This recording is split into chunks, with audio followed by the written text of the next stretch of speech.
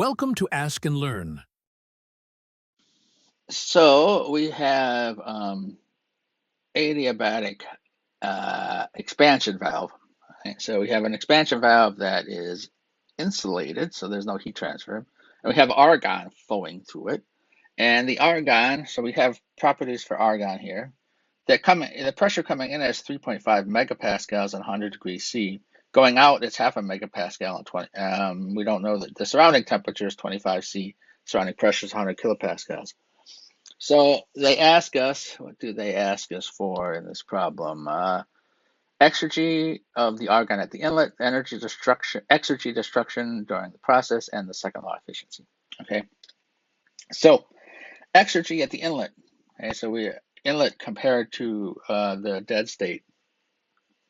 So we know what the enthalpy of the dead state is, the entropy of the dead state. We have all the inlet conditions here, or two properties here. So we can see that, okay, well, the change in enthalpy is just, we're going to assume constant heat capacity, and we have an ideal gas. And then the change in entropy here. And we know everything. We know everything at the surroundings, and we know everything at the inlet state. So we wind up with an exergy, available exergy of 224.7 kilojoules per kilogram. So that's our exergy at the inlet. Now, so the temperature is going to remain the same through the throttling process. Just because there's no heat transfer.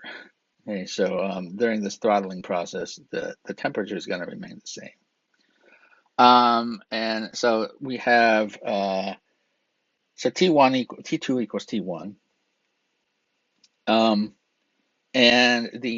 let's see here, we have the exergy destroyed, then we can just say is T naught times the entropy generated. And that is T naught times the change in entropy from the exit to the inlet. Okay? And this thing, because of, it's a constant temperature, we just need this relationship here because the temperature term goes away. And so we get an exergy destroyed of 120.7 kilojoules per kilogram. Now, they want the second law efficiency. Well, there's a couple different ways of defining a second law efficiency for an expansion valve. I think the best way is to say, well, how much exergy did we recover? And the answer is none, because we basically didn't get anything out of this. We just got a lower pressure in the gas. So the second law efficiency would be 0%. We didn't get anything out. We dropped the pressure. We could have possibly gotten some work out, maybe, if we could have tried. But there is some exergy expended. That what was destroyed. So we just have to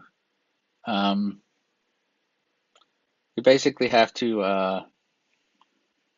say that it's 0% efficient. Now, you can also say that, you can say that you could look at the exergy out divided by the exergy in and take that ratio.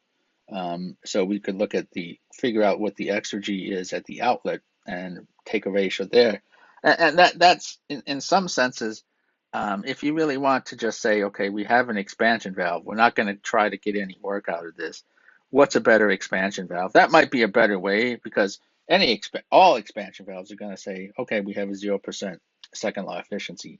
But if you're trying to compare expansion valves, which ones are better than the other, the other definition of exergy out minus exergy or over exergy in might be a little better way of comparing expansion valve to expansion valve, because if you just take this definition, well, they're all zero, so there's no difference, whatever you want to use. But if you want to basically have comparisons, you want to have some number that isn't always zero to compare things. So that might be a better way to basically see um, define an efficiency. All these things are measures of something, and you can define them in different ways. Um, the true second law efficiency of an expansion valve is zero because we covered no work. All of the exergy was destroyed. We covered none of it. So anyway, expansion valves are very wasteful things, but they are a necessity oftentimes.